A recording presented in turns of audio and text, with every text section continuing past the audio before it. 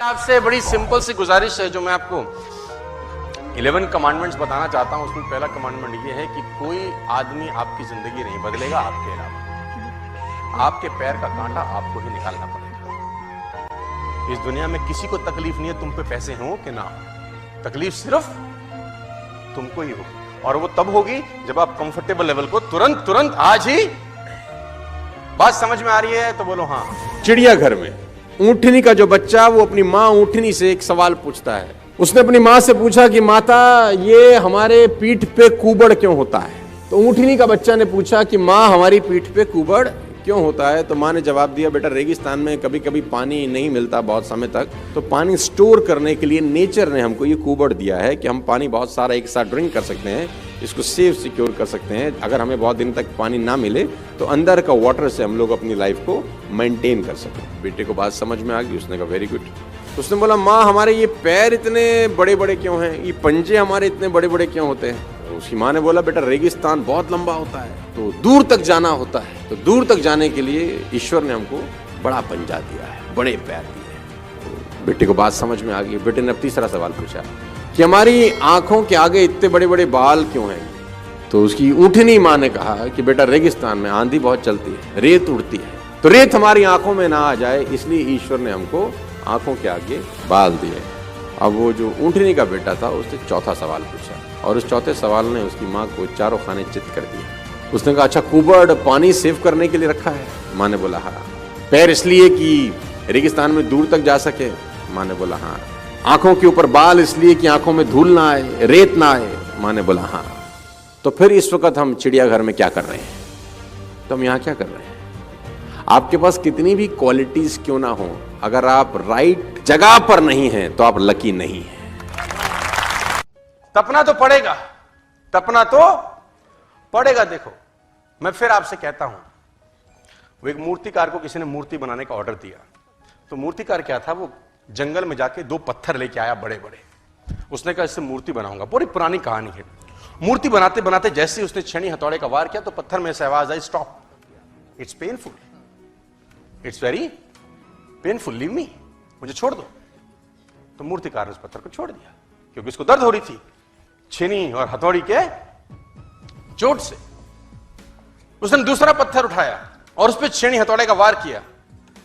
वार करते करते उसने बोला, इज इट पेनिंग? उसने बोला, yes it's paining but you carry on. Yes it's paining but you carry on. और वो बनाता रहा और दूसरा पत्थर मूर्त में कन्वर्ट हो गया। उसको ऑर्डर मिला था मंदिर में मूर्ति बनाने का, और उसने शानदार भगवान की मूर्ति बनाई। दूसरा पत्थर जो चोट नहीं सह सका वहीं पड़ा था, जिन्होंने ऑर्डर दिया था वो लेने आए। उसने कहा, और हमारी मूर्ति रेडी होगी? उसने बोला, इन फ्रंट ऑफ यू। तो वो ले जाने लगे। जब मूर्ति ले जाने लगे, ले जाते गेट पे ही रुक गए। उसने बोला, क्या दिक्कत है? उसने बोला, इस पत्थर को भी साथ ले जाएं क्या, जो चोट सह नहीं पा रहा था? उसने बोला, मेरे किसी काम का नहीं है, करोगे क्या? कह रहा, जब मूर्ति पे लोग प्रणाम करेंगे तो नारियल फोड़ने के काम आएगा, तो ये नारियल फोड़ने के काम आएगा, तो हम ले जाते हैं। उसने बोला, ओके ले जाओ। अब मूर्ति लग गई मंदिर में और पत्थर लग गया सामने।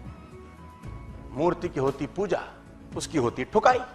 हर आधे घंटे में कोई आए ठकाक, हर 15 मिनट में आए कोई ठकाक, जय अंबे जगदंबे ठकाक, और वहां मूर्ति मुस्कुरा रही है। उसने बोला, इतना दर्द क्यों? तो अंदर वाली मूर्ति जवाब देती है, पहले दर्द सह लेता तो आज नहीं सहना पड़ता। पहले दर्द सह लेता तो आज मैंने दर्द सहा 2 साल, तू रहेगा जिंदगी। तो मैं फिर आपसे कह रहा हूं, आज कुर्बान करके भविष्य निर्माण किया जा सकता है, या आज निर्माण करके भविष्य कुर्बान किया जा सकता है। चॉइस आपके पास है my dear friends. It's always a choice time. ये डिसाइड आपको कहते हैं कि आग में जलकर ही सोना कुंदन बनता है यार, है ना? अपने आप को जलाना, तो जलाने को तैयार हैं कि नहीं? मुझे आज भी याद है, मेरे पास स्कूटर होता था, मैं सर्दियों में फॉलोअप करने जाता था, तो मेरी घर वाले मुझको बोलते थे 5 बजे सुबह नालायक कहां जा रहा है? तो हमने बोला कि हमको ऐसा सिखाया गया है कि 24 घंटे के अंदर अंदर फॉलोअप करना है। लेकिन मैं आपको एक बात और बताऊं, ध्यान से सुनिएगा। सिर्फ छेनी हथौड़े के वार से ही कोई पत्थर मूर्त नहीं बनता। सही जगह पर वार होना चाहिए, और करने वाला भी निपुण होना चाहिए, नहीं तो कुछ का कुछ बना देगा वो। समझ में आ गई हो तो बोलो हाँ।